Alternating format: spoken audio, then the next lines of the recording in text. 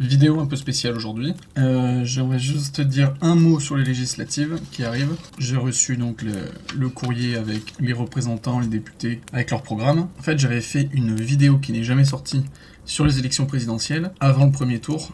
J'avais analysé, j'avais lu tous les programmes et j'avais mis les points positifs, les points neutres, les points négatifs de tous les candidats. La vidéo faisait quasiment 1 heure, mais malheureusement j'ai eu un problème de son et j'ai pas pu le résoudre à temps et le premier tour allait passer. Donc j'ai abandonné cette vidéo, j'étais un peu blasé. Donc là je vais pas refaire une vidéo en lisant les programmes que j'ai sous les yeux, surtout que de toute façon c'est propre à chaque région. Mais voilà, juste pour dire une chose, c'est que généralement on vote soit pour le parti de la personne qu'on a voté pour les élections présidentielles, ou des fois on peut voter, même si on n'a pas voté pour la même personne aux élections présidentielles, on peut voter pour, par exemple, si c'est un maire qui se présente dans votre circonscription, parce qu'on sait ce que son maire a fait dans sa ville, si c'est bien ou pas, et généralement, voilà, on peut quand même être amené à revoter pour cette personne, même si on ne votait pas pour forcément son parti. Donc, c'est vrai que là, il y a deux choses à voir. Par exemple, moi, pour mon cas, là où je suis, la personne qui se présente, son bilan est plutôt positif, est plutôt pas mal, la personne,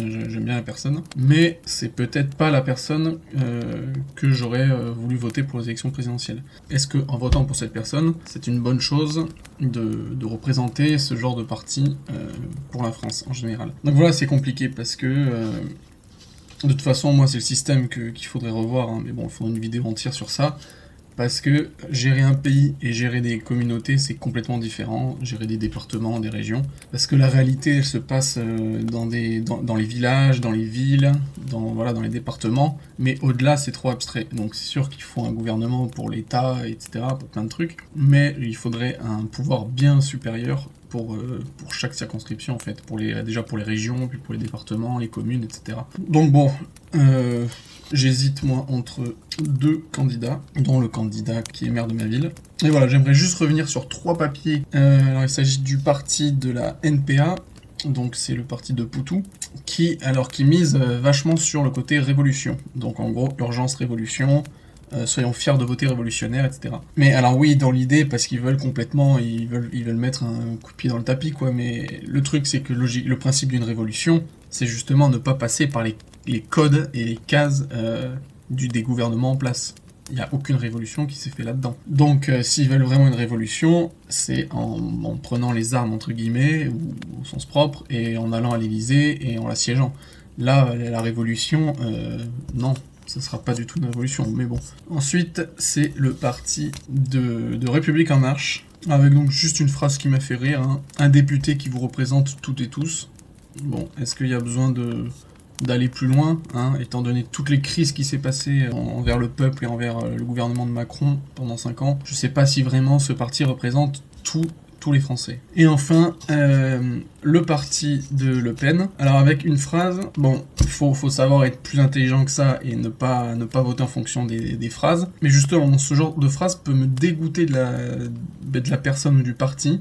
Alors même que par exemple j'aurais pu voter pour ce parti. C'est écrit en gros, ils veulent que vous vous absteniez, ne pas voter le 12 et le 19 juin, c'est soutenir Macron. Bon déjà, c'est une stupidité sans nom.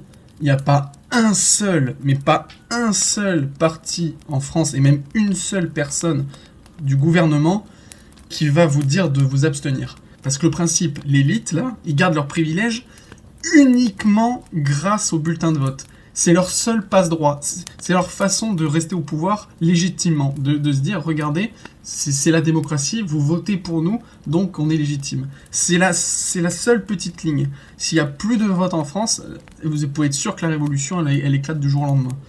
C'est le vote qui permet à ces enculés de rester au pouvoir et de vous manipuler. Donc, de dire « ils veulent que vous vous absteniez », c'est la plus grosse des conneries. Il n'y a pas un seul parti qui vont vouloir l'abstention. Et après, donc, ils enfoncent le clou, ne pas voter, c'est soutenir Macron. Mais ça aussi, mais quelle connerie! En quoi les mecs qui s'abstiennent, en quoi leur non-vote ferait que ça va à Macron? C'est d'une stupidité, c'est juste pour vous faire culpabiliser si vous ne voulez pas de Macron, pour vous dire « ah putain, j'ai pas envie de voter, mais j'ai pas envie qu'il y ait Macron ». Donc c'est-à-dire que si je vote pas, je vote Macron. Mais vraiment, c'est prendre les gens pour des abrutis. Parce que là, cette phrase, Macron peut avoir mis exactement la même chose. Ils veulent que vous absteniez, ne pas voter le 12 et le 19 juin, c'est soutenir Le Pen. Vous voyez, même ce genre de truc, même si genre par exemple un programme peut me plaire, en voyant cette phrase, j'ai envie de cracher sur ce bout de papier et de pas donner ma voix pour ce parti, quoi. Vraiment, c'est le niveau 0 pour appalguer la voix des gens, quoi. En tout cas, votez pour qui vous voulez, ou alors ne votez pas, c'est votre droit.